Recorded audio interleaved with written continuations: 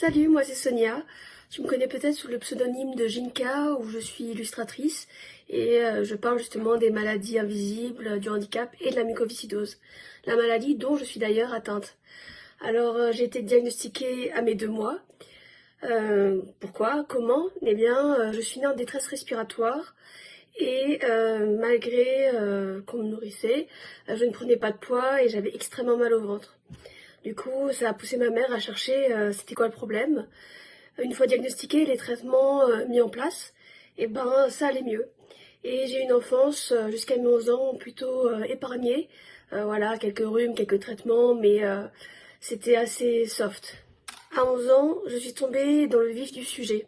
J'ai eu une très grosse infection pulmonaire, je m'en souviens encore, c'était impressionnant ce que je crachais un peu, c'était vraiment énorme, mais c'était pas beau du tout. Et je suis allée voir mon pneumologue, là où je suis suivie, donc dans le centre mucoviscidose. Nous on appelle ça le CRCM. Là, la sentence est tombée. J'ai un foyer infectieux qui daterait de mes 1 an, qui n'a pas été traité correctement. Et ça veut dire que je vais avoir des perfusions à vie, minimum 1 fois par an. 19 ans plus tard, je peux dire que elle s'est pas trompée, et c'est le cas.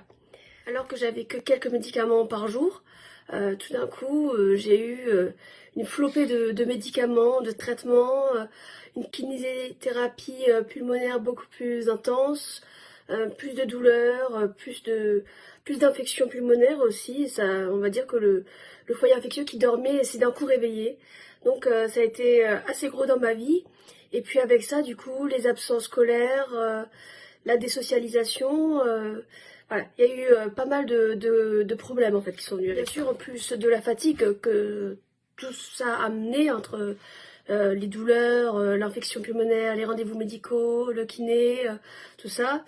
Moi, à l'époque, je ne savais pas trop ce que c'était la mucoviscidose, dans le sens où je pensais que tout le monde était comme moi, malade, enfin tout le monde avait mal au ventre.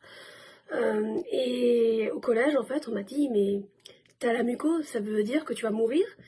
Et moi, à ce moment-là, j'ai eu un choc parce que je savais pas du tout qu'en fait la muco, c'était quelque chose de grave. Respirer avec la mucoviscidose, c'est comme respirer à travers une paille en courant.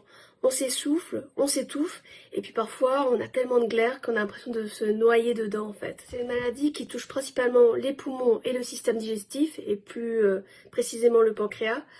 Mais le corps finit par être usé en fait par la maladie et par les traitements qui à force en fait ont des impacts sur le corps. C'est d'ailleurs pour ça qu'aujourd'hui je suis en plus de la mucoviscidose atteinte de diabète insulinodépendant, de polyarthrite rhumatoïde et d'insuffisance urинalienne. C'est pour ça qu'aujourd'hui je vais atteindre 30 ans et j'en suis heureuse en fait d'être encore en vie. Mon quotidien finalement c'est quoi?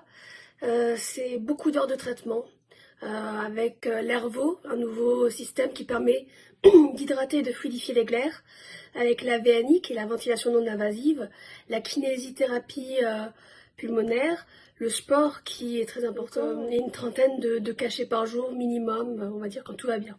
Ma révélation aujourd'hui, c'est vraiment de ne plus m'arrêter sur tout ce que je ne peux pas faire, mais me dire ok voilà la situation aujourd'hui, je me sens comme ça, comme ça, comme ça, qu'est-ce que je peux faire?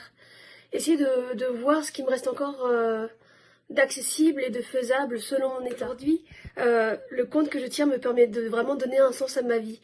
C'est-à-dire que je peux extérioriser les pensées, les émotions que j'ai et qui sont difficiles à faire avec des mots, mais qu'à travers le dessin, j'y arrive.